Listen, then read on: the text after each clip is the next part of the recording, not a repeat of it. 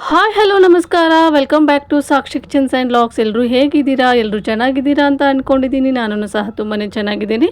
ಹಾಗೆ ಇದು ಭಾನುವಾರದಿಂದ ಲಾಗ್ನ ಶುರು ಮಾಡಿದ್ದೀನಿ. ಹಾಗೆ ಇವತ್ತಿನ ಲಾಗಲ್ಲಿ ನಮ್ಮ ಉತ್ತರ ಕರ್ನಾಟಕ ಸ್ಪೆಷಲ್ ಒಗ್ಗರಣೆ ರೊಟ್ಟಿ ಮಾಡೋದನ್ನ ತೋರಿಸ್ತಾ ಇದ್ದೀನಿ. ಹಾಗಾಗಿ ಎಲ್ಲೂ ವೀಡಿಯೋನ ಸ್ಕಿಪ್ ಮಾಡ್ದೇ ಪೂರ್ತಿಯಾಗಿ ನೋಡಿ. ಇನ್ ಕೇಸ್ ಈ ವಿಡಿಯೋ ನಿಮ್ಗೆ ಏನಾದರೂ ಇಷ್ಟ ಆದರೆ ಪ್ಲೀಸ್ ಲೈಕ್ ಮಾಡಿ, ಶೇರ್ ಮಾಡಿ, ಕಾಮೆಂಟ್ ಮಾಡಿ. ಹಾಗೆ ಇನ್ನೂ ಯಾರು ನನ್ನ ಚಾನಲ್ನ ಸಬ್ಸ್ಕ್ರೈಬ್ ಮಾಡಿಲ್ಲ ಪ್ಲೀಸ್ ಸಬ್ಸ್ಕ್ರೈಬ್ ಮಾಡ್ಕೊಂಡು ನೋಡಿ. ನಿಮ್ಮದೊಂದು ಸಬ್ಸ್ಕ್ರೈಬ್ ನನಗೆ ತುಂಬಾ ಇಂಪಾರ್ಟೆಂಟ್ ಆಗುತ್ತೆ. ನಂದು ವಾಚ್ ಅವರ್ ಎಲ್ಲ ಕಂಪ್ಲೀಟ್ ಆಗಿದೆ. ಸಬ್ಸ್ಕ್ರೈಬರ್ಸ್ ಒಂದು ಕಂಪ್ಲೀಟ್ ಆಗಿಬಿಟ್ರೆ ನಾನು ಅಂದ್ಕೊಂಡಿರೋ ಥರ ಮಾನಿಟೈಸೇಷನ್ ಮಾಡೋದಕ್ಕೆ ಸರಿ ಹೋಗುತ್ತೆ. ಹಾಗಾಗಿ ಇನ್ನೂ ಯಾರೆಲ್ಲ ನನ್ನ ಚಾನಲ್ನ ಸಬ್ಸ್ಕ್ರೈಬ್ ಮಾಡಿಲ್ಲ ಪ್ಲೀಸ್ ಸಬ್ಸ್ಕ್ರೈಬ್ ಮಾಡ್ಕೊಂಡು ನೋಡಿ. ಇನ್ನು ಇಲ್ಲಿ ಇವತ್ತು ರೊಟ್ಟಿ ಒಗ್ಗರಣೆಗೆ ಸ್ವಲ್ಪ ಈರುಳ್ಳಿ ಟೊಮೆಟೊದೆಲ್ಲ ಬೇಕಾಗಿತ್ತು. ಅದನ್ನೆಲ್ಲ ಇಲ್ಲಿ ಕಟ್ ಮಾಡಿ ಇಟ್ಕೊಂಡಿದ್ದೀನಿ. ಹಾಗೆ ಅದರ ಜೊತೆಗೆ ಮಿರ್ಚಿ ಮಾಡಿದ್ರೆ ಆಯಿತು ಅಂತ ಇಲ್ಲಿ ಮಿರ್ಚಿಗೂ ಸಹ ರೆಡಿ ಮಾಡ್ಕೊತಾ ಇದ್ದೀನಿ. ಹಾಗೆ ನಮ್ಮ ಅಣ್ಣನ ಫ್ಯಾಮಿಲಿನೂ ಸಹ ಬಂದಿತ್ತು. ಹಾಗಾಗಿ ಎಲ್ಲರೂ ಒಟ್ಟಿಗೆ ಏನೇನು ಸ್ನ್ಯಾಕ್ಸ್ ತಿನ್ನೋಣ ಅಂತ ಹೇಳಿ ಇವತ್ತು ಈ ಥರ ಸ್ನ್ಯಾಕ್ಸ್ ಪ್ರಿಪೇರ್ ಮಾಡ್ತಾಯಿದ್ದೆ. ಇದನ್ನು ಮೊನ್ನೆಯಿಂದನೂ ಮಾಡಬೇಕು ಅಂತಲೇ ಅನ್ಕೊತಾ ಇದ್ದೆ, ಆದರೆ ಮಾಡೋದಕ್ಕೆ ನನಗೆ ಟೈಮ್ ಸಿಕ್ಕಿರಲಿಲ್ಲ. ಹಾಗಾಗಿ ಇವತ್ತು ಈ ರೆಸಿಪಿನ ಮಾಡ್ತಾಯಿದ್ದೀನಿ. ಇನ್ನು ಅದಕ್ಕಿಂತ ಮುಂಚೆ ಫಸ್ಟಿಗೆ ಇಲ್ಲಿ ಶೇಂಗಾನ ಹುರ್ಕೊಂಡು ಇಟ್ಕೊತಾ ಇದ್ದೀನಿ. ಹಾಗೆ ಇಲ್ಲಿ ಟೀಗೂ ಸಹ ಇಟ್ಟಿದ್ದೀನಿ. ಇನ್ನು ಇವತ್ತು ರೊಟ್ಟಿ ಒಗ್ಗರಣೆನ ಯಾವ ಥರ ಮಾಡಿದ್ದೀನಿ ಅಂತ ನಿಮ್ಮ ಜೊತೆಗೆ ಶೇರ್ ಮಾಡ್ತಾಯಿದ್ದೀನಿ ನೋಡಿ. ಸಿಂಪಲ್ ಆಗಿರುತ್ತೆ, ಹಾಗೆ ಟೇಸ್ಟಿಯಾಗಿರುತ್ತೆ ಈ ರೊಟ್ಟಿ ಒಗ್ಗರಣೆ. ಮೊದಲಿಗೆ ಇಲ್ಲಿ ಒಂದು ಬಾಣಲಿ ಇಟ್ಕೊಂಡಿದ್ದೀನಿ. ಹಾಗೆ ಒಂದು ಸ್ವಲ್ಪ ಎಣ್ಣೆನ ಸೇರಿಸ್ಕೊತಾ ಇದ್ದೀನಿ. ಎಣ್ಣೆ ಕಾದ ನಂತರ ಜೀರಿಗೆ ಹಾಗೆ ಸಾಸಿವೆನ ಸೇರಿಸ್ಕೊಂಡಿದ್ದೀನಿ. ಅದೆರಡು ಚಿಟ್ಕುಟ್ಟಿದ ನಂತರ ಕರಿಬೇವಿನ ಸೊಪ್ಪನ್ನು ಸಹ ಸೇರಿಸ್ಕೋಬೇಕಾಗತ್ತೆ. ಅದಾದ ನಂತರ ಕಟ್ ಮಾಡಿ ಇಟ್ಕೊಂಡಿರೋಂತಹ ಹಸಿಮೆಣಸಿನ್ಕಾಯಿನ ಸೇರಿಸ್ಕೊತಾ ಇದ್ದೀನಿ. ಅದನ್ನೊಂದು ಸ್ವಲ್ಪ ಬಾಡಿಸ್ಕೊಳ್ಳಿ, ಅಂದರೆ ಖಾರ ಇರುತ್ತೆ ನೋಡಿ ಹಸಿಮೆಣಸಿನ್ಕಾಯಿ. ಹಾಗಾಗಿ ಎಣ್ಣೆಲ್ಲೂ ಸ್ವಲ್ಪ ಫ್ರೈ ಮಾಡಿದರೆ ಖಾರ ಕಡಿಮೆ ಆಗುತ್ತೆ. ಇನ್ನು ಅದರ ಜೊತೆಗೇ ಇಲ್ಲಿ ಈರುಳ್ಳಿ ಹಾಗೆ ಟೊಮೆಟೊನ ಸಹ ನಾನಿಲ್ಲಿ ಸೇರಿಸ್ಕೊತಾ ಇದ್ದೀನಿ. ಸೇರಿಸ್ಕೊಂಡು ನೀಟಾಗಿ ಇದನ್ನು ಬಾಡಿಸ್ಕೊತಾ ಇದ್ದೀನಿ. ನಿಮಗೆ ಬೇಕಾದರೆ ನೀವು ಶುಂಠಿ ಬೆಳ್ಳುಳ್ಳಿ ಪೇಸ್ಟನ್ನು ಸಹ ಸೇರಿಸ್ಕೋಬೋದು. ನಾನಿಲ್ಲಿ ಸೇರಿಸ್ಕೊಂಡಿಲ್ಲ. ಇನ್ನು ರುಚಿಗೆ ತಕ್ಕಷ್ಟು ಉಪ್ಪನ್ನು ಸೇರಿಸ್ಕೊಂಡು ನೀಟಾಗಿ ಇದನ್ನು ಒಂದ್ಸರಿ ಮಿಕ್ಸ್ ಮಾಡ್ಕೋಬೇಕಾಗುತ್ತೆ. ಅದ್ರ ಜೊತೆಗೇ ಇವಾಗ ಅರಿಶಿನ ಪುಡಿನೂ ಸಹ ಸೇರಿಸ್ಕೊತಾ ಇದ್ದೀನಿ. ನಾನಿದಕ್ಕೆ ಉದ್ದಿನಬೇಳೆ, ಕಡಲೆಬೇಳೆ ಹಾಗೆ ಶೇಂಗಾ ಅದೇನೇನು ಹಾಕೊತಾ ಇಲ್ಲ. ನಿಮ್ಗೇನಾದರೂ ಎಕ್ಸ್ಟ್ರಾ ಬೇಕು ಆದರೆ ನೀವು ಇದಕ್ಕೆ ಉದ್ದಿನಬೇಳೆ, ಶೇಂಗಾ ಅದೆಲ್ಲ ಹಾಕೋಬೋದು. ನಾನೇನು ಹಾಕೊತಾ ಇಲ್ಲ, ಸಿಂಪಲ್ಲಾಗಿ ಮಾಡ್ಕೊತಾ ಇದ್ದೀನಿ. ಹಾಗಾಗಿ ಇನ್ನು ಇಲ್ಲಿ ಅರಿಶಿನ ಪುಡಿ ಎಲ್ಲ ಸೇರಿಸ್ಕೊಂಡು ನೀಟಾಗಿ ಇದನ್ನು ಫ್ರೈ ಮಾಡ್ಕೊತಾ ಇದ್ದೀನಿ.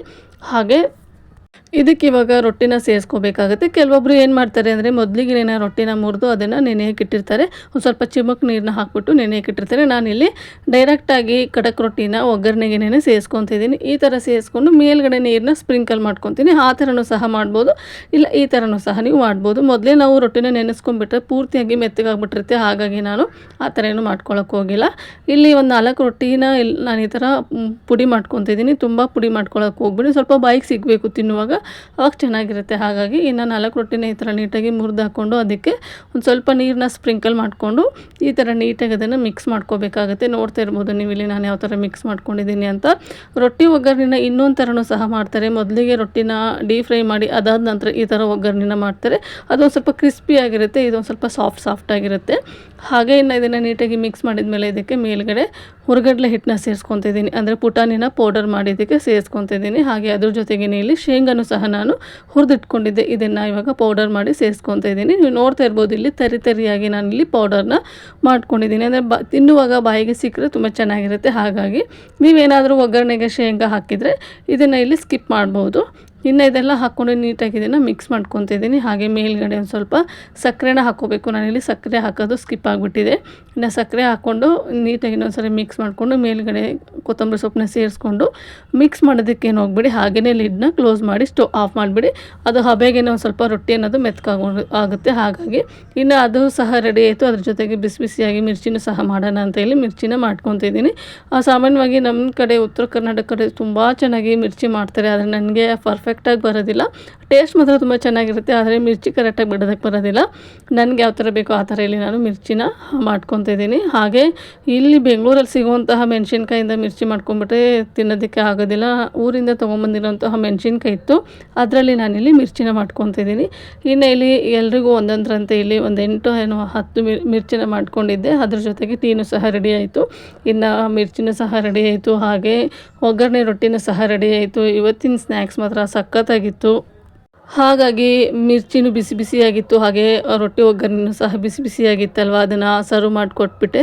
ಇನ್ನು ಲಾಸ್ಟಲ್ಲಿ ನಾನು ಸಹ ಸರ್ವ್ ಮಾಡ್ಕೊಂಡಿದ್ದೀನಿ. ನೋಡಿ ಯಾವ ಥರ ಕಾಣ್ತಾ ಇದೆ. ಮಿರ್ಚಿ ಜೊತೆಗೆ ಈ ರೊಟ್ಟಿ ಒಗ್ಗರಣೆನ ತಿಂತಾಯಿದ್ರೆ ಆಹಾ ಸಖತ್ತಾಗಿರುತ್ತೆ.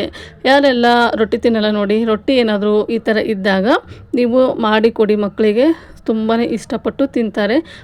ಹಾಗೆ ಸಂಜೆ ಏನಾದರೂ ಸ್ನ್ಯಾಕ್ಸಿಗೆ ಮಕ್ಕಳು ಕೇಳಿದಾಗ ಅವ್ರು ಹೇಗಿದ್ರು ಬೆಳಗ್ಗೆಲ್ಲ ರೊಟ್ಟಿ ತಿಂದಿರಲ್ಲ ನೋಡಿ, ಒಂದು ಹೊತ್ತಾದರೂ ಈ ಥರ ರೊಟ್ಟಿನ ಅವರಿಗೆ ಮಾಡಿಕೊಡಿ, ಒಗ್ಗರಣೆ ಹಾಕಿ ತುಂಬಾ ಚೆನ್ನಾಗಿರುತ್ತೆ. ಹಾಗೆ ಇಲ್ಲಿ ಎಲ್ಲರೂ ಕೂತ್ಕೊಂಡು ನಾವು ಸಹ ಸ್ನ್ಯಾಕ್ಸ್ನ ಮುಗಿಸ್ತಾ ಇದ್ದೀವಿ. ಹಾಗೆ ನಮ್ಮ ಅಣ್ಣನ ಮಗಳು ಬಂದಿದ್ಲಲ್ವ, ಅವಳಿಗೆ ಬಜ್ಜಿ ಅಂದರೆ ತುಂಬ ಇಷ್ಟ.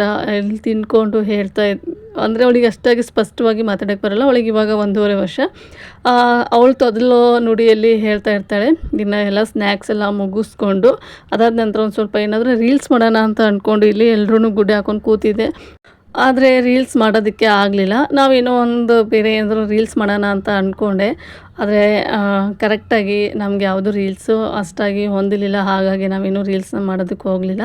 ಇನ್ನು ಹಾಗೆ ನಮ್ಮ ಅಣ್ಣನ ಮಗಳು ಬಂದಿದ್ಲಲ್ವ, ಅವಳ ಜೊತೆ ಆಟ ಆಡ್ಕೊಂಡು ಕೂತ್ಕೊಳ್ಳೋಷ್ಟರಲ್ಲಿ ಟೈಮ್ ಹೆಂಗೆ ಹೋಯ್ತು ಅಂತಲೇ ಗೊತ್ತಾಗಲಿಲ್ಲ. ಏನೋ ಗೊತ್ತಿಲ್ಲ, ಮನೇಲಿ ಈ ಥರ ಚಿಕ್ಕ ಮಕ್ಕಳಿದ್ರೆ ಟೈಮ್ ಹೆಂಗೆ ಹೋಗುತ್ತೆ ಅಂತಲೇ ಗೊತ್ತಾಗಲ್ಲ ಅಲ್ವಾ. ಅವ್ರು ಮಾತಾಡೋವಂತಹ ಮಾತು, ಹಾಗೆ ಅವ್ರು ತೋರಿಸೋವಂತಹ ಎಕ್ಸ್ಪ್ರೆಷನ್ಸು ಅದೆಲ್ಲ ತುಂಬ ಚೆನ್ನಾಗಿರುತ್ತೆ ಅಲ್ವಾ. ಇವಳು ಮಾತ್ರ ಎಷ್ಟು ಚೆನ್ನಾಗಿ ಎಕ್ಸ್ಪ್ರೆಷನ್ಸ್ ಎಲ್ಲ ತೋರಿಸ್ತಾಳೆ ಅಂದರೆ, ನಿಮ್ಮ ಅತ್ತೆ ಮೂಗು ಹೆಂಗಿದೆ ಅಂದರೆ ಅದೆಲ್ಲ ತೋರಿಸ್ತಾಳೆ. ಹಾಗೆ ಅತ್ತೆ ಅತ್ತೆ ಅನ್ನೋದೆಲ್ಲ ಮಾತಾಡ್ತಾಳೆ, ಮಾಮ ಅಂತಾಳೆ. ತುಂಬ ಚೆನ್ನಾಗಿ ಎಲ್ಲರ ಜೊತೆಗೂ ಬೆರೀತಾಳೆ. ಇನ್ನು ಹಾಗೆ ಅವಳಲ್ಲಿ ಆಟ ಆಡ್ತಾಯಿದ್ಲು. ನನ್ನ ಮಗ ಇನ್ಸ್ಟಾಗ್ರಾಮಲ್ಲಿ ಯಾವುದೋ ಒಂದಿನ ರೀಲ್ಸ್ ನೋಡಿದ್ನಂತೆ. ಅದನ್ನು ಇಲ್ಲಿ ಅವ್ರ ಮಾಮನ ಜೊತೆಗೆ ನಿನಗೊಂದು ಟಾಸ್ಕ್ ಕೊಡ್ತೀನಿ, ನೀನು ಅದನ್ನು ಮಾಡು ಅಂತ ಇಲ್ಲಿ ಹೇಳ್ತಾ ಇದ್ದ. ನೀರಲ್ಲಿ ಲಿಂಬೆಹಣ್ಣು ಹಾಕಿದಾರಲ್ವ, ಅದನ್ನು ನೀರು ಚೆಲ್ಲದೇನೆ ಲಿಂಬೆಹಣ್ಣು ಆಚೆ ತೆಗಿಬೇಕು. ನೀವು ಮನೇಲಿ ಬೇಕಿದ್ರೆ ಟ್ರೈ ಮಾಡ್ಬೋದು ಈ ಟಾಸ್ಕ್ನ, ತುಂಬ ಚೆನ್ನಾಗಿದೆ. ಸುಮ್ಮನೆ ಎಲ್ಲರೂ ಕೂತಿರ್ತೀರಲ್ವ ಅಂಥ ಟೈಮಲ್ಲಿ ಮಾಡಿ, ಒಂದು ಸ್ವಲ್ಪ ಟೈಮ್ ಪಾಸು ಸಹ ಆಗುತ್ತೆ. ಹಾಗಾಗಿ ನನ್ನ ಮಗ ಏನಾದರೂ ಒಂದು ಮಾಡ್ತಾನೇ ಇರ್ತಾನೆ. ಇನ್ಸ್ಟಾಗ್ರಾಮಲ್ಲಿ ಏನಾದರೂ ನೋಡಿರ್ತಾನಲ್ವ, ಅದನ್ನೇ ಎಕ್ಸ್ಪರಿಮೆಂಟ್ ಮಾಡಲೇಬೇಕು ಅವನು.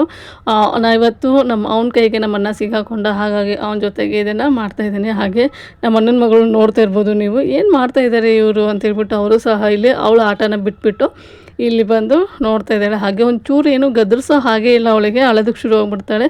ಅಂದರೆ ಸುಮ್ಮನೆ ತಮಾಷೆಗೆ ಅಳೋದಕ್ಕೆ ಶುರು ಹೋಗ್ಬಿಡ್ತಾಳೆ.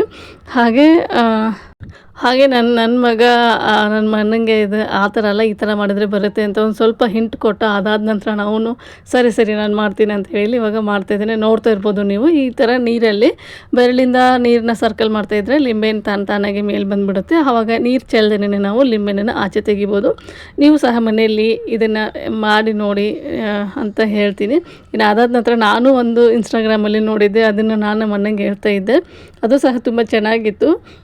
100 2 ಸರಿ ಬರೋದು, ಅದನ್ನ ಒಂದು ಗೆರೆ ಹಾಕಿದರೆ 200 ಆಗುತ್ತೆ. ಇದನ್ನು ಮಾಡಿ ನೋಡು ಅಂತ ಹೇಳಿದೆ. ನಮ್ಮನ್ನ ತಲೆ ತುಂಬಾ ಓಡಿಸ್ತಾ, ಆದರೆ ಅವನಿಗೆ ಮಾಡೋದಕ್ಕೆ ಬರಲಿಲ್ಲ.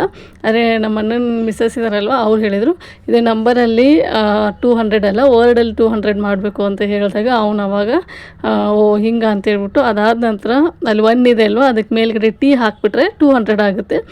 ಆವಾಗ ಅವನಿಗೆ ಓ ಸರಿ ಗೊತ್ತಾಯಿತು ಅಂತ ಇಲ್ಲಿ ಇವಾಗ ಮಾಡ್ತಾಯಿದ್ದೀನಿ ನೋಡಿ. ಇಷ್ಟೇ 200 ಮಾಡೋದು.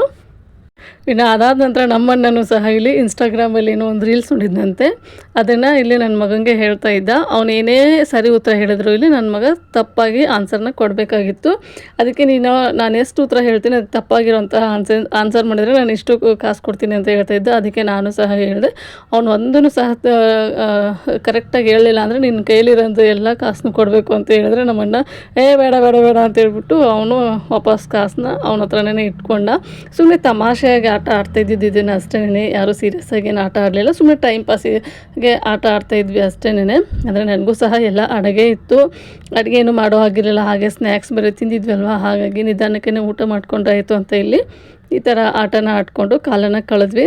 ಇನ್ನು ಅದಾದ ನಂತರ ಎಲ್ರಿಗೂ ಸಹ ಇದು ಆಟ ಬೋರ್ ಆಗಿಬಿಡ್ತು. ನಮ್ಮ ಅಣ್ಣನ ಮಗಳಿದ್ದಾಳಲ್ವ, ಅವಳ ಕಡೆ ಎಲ್ರದ್ದು ಗಮನ ಹೋಯಿತು. ಹಾಗೆ ಇವಾಗಿನ ಮಕ್ಕಳು ಎಷ್ಟು ಪಾಸಿಟಿವ್ ಆಗಿದ್ದಾರೆ ಅಂದರೆ, ಅವ್ರ ಅಪ್ಪಂಗೆ ಹೋಗ್ಬಿಟ್ಟು ನನ್ನ ಮಕ್ಕಳಿಬ್ರು ನಮ್ಮಪ್ಪ ಅಂದರೆ ಸಿಕ್ಕಾಪಟ್ಟೆ ಅಳ್ತಾಳೆ.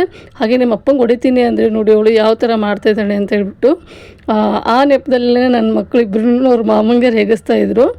ತಮಾಷೆಗೆ ಹೊಡೆಯೋಕೆ ಹೋಗ್ಬಿಟ್ಟು ಸ್ವಲ್ಪ ಜೋರಾಗಿಯೇ ಏಟುಗಳನ್ನ ಹೊಡೆದಿರ್ಬೋದು ಅವರು. ಇನ್ನು ನೀವು ನೋಡ್ತಿರ್ಬೋದು, ಅವಳು ನಮ್ಮ ಅಪ್ಪಂಗೆ ಯಾಕೆ ಆ ಥರ ಹೊಡಿತೀರಾ ಅಂತೇಳ್ಬಿಟ್ಟು ಅಳೋದು, ಹಾಗೆ ಅವರಿಗೆ ಹೊಡೆಯೋದಕ್ಕೂ ಸಹ ಇಲ್ಲಿ ಹೋಗ್ತಾಯಿದ್ಲು. ಇದೆಲ್ಲ ನೋಡಿಕೊಂಡು ನಾನು ಸಹ ನನ್ನ ಮಕ್ಳು ಈ ಥರ ಮಾಡ್ತಾಯಿದ್ರಲ್ವ ಆವಾಗ ಚಿಕ್ಕ ವಯಸ್ಸಲ್ಲಿ ಅಂತ ನಾನು ಸಹ ಇಲ್ಲಿ ನೆನಪನ್ನ ಮಾಡ್ಕೊತ ಇದ್ದೆ. ನಮ್ಮ ಮನೇಲಿ ಇವಾಗ ಸದ್ಯಕ್ಕೆ ಚಿಕ್ಕ ಮಗು ಅಂದರೆ ಇವಳು ಒಬ್ಬಳೇನೇ ಇದ್ಬಿಟ್ರೆ, ಲಾಸ್ಟ್ ನನ್ನ ಮಗಳೇ ಚಿಕ್ಕವಳಿದ್ಲು. ಅದಾದ ನಂತರನೇ ಇವಳು ಬಂದಿರೋದು. ಹಾಗಾಗಿ ಮಕ್ಕಳಂದರೆ ಎಲ್ರಿಗೂ ಸಹ ಇಷ್ಟ ಆಗುತ್ತೆ. ಹಾಗೆ ನೀವು ನೋಡ್ತಾ ಇರ್ಬೋದು ಅವಳು ಎಕ್ಸ್ಪ್ರೆಷನ್ಸ್ ನೋಡಿ, ಅಳೋದೆಲ್ಲ ಹಾಗೆ ನೀವು ನೋಡಿ ಹೆಣ್ಮಕ್ಳಿಗೆ ತಂದೆ ಮೇಲೆ ತುಂಬಾ ಪ್ರೀತಿ ಇರುತ್ತೆ ಅಲ್ವಾ, ಅದೇ ಥರ ಇವಳಿಗೂ ಅಷ್ಟೇನೆ. 1 ವರ್ಷ ಆದ್ರೂ ಅವ್ರ ಅಮ್ಮಂಗೆ ಏನಾದರೂ ಮಾಡಿ ಅಷ್ಟು ಅವಳಿಗೆ ನೋವಾಗಲ್ಲ. ಅವ್ರ ಅಪ್ಪನಿಗೆ ಏನಾದರೂ ಮಾಡಿದ್ರೆ ಮಾತ್ರ ಸಿಕ್ಕಾಪಟ್ಟೆ ನೋವು ಮಾಡ್ಕೊಂಡ್ಬಿಡ್ತಾಳೆ. ಹೆಣ್ಮಕ್ಳೇ ಆ ಥರ ಅಂತ ಅಂದ್ಕೊತೀನಿ. ನಾನು ಸಹ ಅಷ್ಟೇನೆ, ನಮ್ಮ ಅಪ್ಪ ಅಂದರೆ ತುಂಬಾ ಇಷ್ಟ. ಹಾಗೆ ಅದೇ ಥರ ನಮ್ಮ ಅಣ್ಣನ ಮಗಳಿಗೂ ಸಹ ಅವ್ರ ಅಪ್ಪ ಅಂದರೆ ತುಂಬಾ ಇಷ್ಟ. ಒಟ್ಟಿನಲ್ಲಿ ಅವ್ರ ಅಪ್ಪನ ತೊಡೆ ಮೇಲೆ ನನ್ನ ಮಕ್ಳು ಯಾರೂ ಕೂತ್ಕೋಬಾರ್ದು, ಅವ್ರ ಅಪ್ಪನ ಹತ್ರ ಜಾಸ್ತಿ ಮಾತಾಡಬಾರ್ದು, ಅವರ ಅಪ್ಪ ನನ್ನ ಮಕ್ಕಳನ್ನಿಬ್ಬರನ್ನೂ ಮುದ್ದು ಮಾಡಬಾರ್ದು. ಏನಂದರೆ ಮುದ್ದು ಮಾಡಿದರೆ ಅವಳಿಗೆ ಕೋಪ ಬಂದುಬಿಡುತ್ತೆ, ಆವಾಗ ಈ ಥರ ಮಾಡ್ತಾಳೆ. ಇನ್ನು ಅವರು ಸಹ ಟೈಮ್ ಆಯಿತು ಅಂತ ಮನೆಗೆ ಹೊರಡ್ತಾಯಿದ್ರು. ಮನೆಯಲ್ಲೆಲ್ಲ ಅಡುಗೆ ಇತ್ತು, ಹಾಗಾಗಿ ಬೇಡ ಆಂಟಿ ಅಂತ ಹೇಳ್ಬಿಟ್ಟು ಊಟ ಮಾಡೋದು, ಮನೆಗೆ ಹೋಗಿ ಮಾಡ್ತೀವಿ ಅಂತ ಅವರು ಸಹ ಮನೆಗೆ ಹೋದರು. ಸ್ನ್ಯಾಕ್ಸ್ ಎಲ್ಲ ತಿಂದಿದ್ರಲ್ವ, ಹಾಗಾಗಿ ಇನ್ನು ಹೋಗುವಾಗ ನಾನು ಸಹ ಇಲ್ಲ ಅವಳಿಗೆ ಒಂದು ಸ್ವಲ್ಪ ಮುದ್ದು ಮಾಡಿ ಕಳಿಸ್ತಾಯಿದ್ದೆ. ನನಗೆ ಪಪ್ಪಿ ಕೊಡು ಅಂದರೆ ನನಗೆ ಪಪ್ಪಿ ಕೊಟ್ಟು ಅದಾದ ನಂತರ ಅವಳು ನನಗೂ ಕೊಡು ಅಂತ ಇಸ್ಕೋತಾಳೆ. ಒಂಥರ ಚೆಂದ ಅಲ್ವಾ ನೋಡೋದಕ್ಕೆ ಅದೆಲ್ಲ. ಇನ್ನು ಇಲ್ಲಿ ನನಗೆ ಪಪ್ಪಿ ಕೊಡೋದನ್ನು ನೋಡಿ ನನ್ನ ಮಗ ನನ್ನ ಮಗಳು ಇಬ್ಬರು ಬಂದರು. ನನ್ನ ಮಗ ನನ್ನ ಮಗಳಿಗೆ ಕೊಡೋದಕ್ಕೆ ಹೋಗಲೇ ಇಲ್ಲ, ಅವಳು ತಳ್ತಾ ಇದ್ಲು ಅವಳನ್ನ, ನೀವು ಬೇಡ ಹೋಗಿ ಅಂತ ಹೇಳ್ಬಿಟ್ಟು. ಇನ್ನು ಹಾಗೆ ಅದೆಲ್ಲ ಮುಗಿಸ್ಕೊಂಡು ಅವರು ಸಹ ಮನೆಗೆ ಹೊರಟರು. ಇನ್ನು ಅವ್ರು ಹೋದ್ಮೇಲೆ ಮನೆ ಮಾತ್ರ ಸೈಲೆಂಟಾಗಿರುತ್ತೆ. ಯಾಕಂದರೆ ಒಂದು 2 ಅವರಿಂದ ಮನೆ ಕಿಚ ಅಂತ ಇರುತ್ತೆ. ಇವಳು ಇರೋದ್ರಿಂದ ಮಕ್ಕಳು ಸಹ ಒಂದು ಸ್ವಲ್ಪ ಜೋರಾಗಿ ಮಾತಾಡೋದು, ಅವಳ ಜೊತೆಗೆ ಆಟ ಆಡೋದು ಅದೆಲ್ಲ ಮಾಡ್ತಿರ್ತಾರೆ ನೋಡಿ. ಮನೆ ತುಂಬ್ದಂಗೂ ಸಹ ಅನ್ನಿಸ್ತಾ ಇರುತ್ತೆ, ಹಾಗೆ ಗಿಜ ಅಂತ ಇರುತ್ತೆ. ಅವಳು ಹೋದ್ಮೇಲೆ ಒಂದು ಸ್ವಲ್ಪ ಹೊತ್ತು ಮನೆ ಸೈಲೆಂಟಾಗಿರುತ್ತೆ. ಇನ್ನು ಅವ್ರನ್ನ ಕಳಿಸ್ಕೊಟ್ಟಾದ್ಮೇಲೆ ನಾನು ಸಹ ಇಲ್ಲಿ ನೈಟ್ ಊಟನೆಲ್ಲ ಮುಗಿಸ್ಕೊಂಡು ಇವತ್ತಿನ ವ್ಲಾಗ್ನ ಇಲ್ಲಿಗೆ ಎಂಡ್ ಮಾಡ್ತಾಯಿದ್ದೀನಿ. ಇನ್ನು ಇವತ್ತಿನ ವ್ಲಾಗ್ ನಿಮಗೆ ಯಾವ ಥರ ಅನ್ನಿಸ್ತು ಅಂತ ನನಗೆ ಕಾಮೆಂಟ್ ಸೆಕ್ಷನಲ್ಲಿ ಕಾಮೆಂಟ್ ಮಾಡಿ ತಿಳಿಸಿ. ಹಾಗೆ ಇನ್ನೂ ಯಾರು ನನ್ನ ಚಾನಲ್ನ ಸಬ್ಸ್ಕ್ರೈಬ್ ಮಾಡಿಲ್ಲ, ಪ್ಲೀಸ್ ಸಬ್ಸ್ಕ್ರೈಬ್ ಮಾಡ್ಕೊಂಡು ನೋಡಿ. ನಿಮ್ಮ ಸಬ್ಸ್ಕ್ರೈಬು ನನಗೆ ತುಂಬಾ ಇಂಪಾರ್ಟೆಂಟ್ ಆಗುತ್ತೆ. ಹಾಗೆ ನಿಮ್ಮ ಫ್ಯಾಮಿಲಿ ಆ್ಯಂಡ್ ಫ್ರೆಂಡ್ಸಿಗೂ ಸಹ ಈ ವಿಡಿಯೋನ ಶೇರ್ ಮಾಡಿ. ಮತ್ತೆ ಸಿಗ್ತೀನಿ ಇನ್ನೊಂದು ವಿಡಿಯೋದಲ್ಲಿ. Thank you, bye.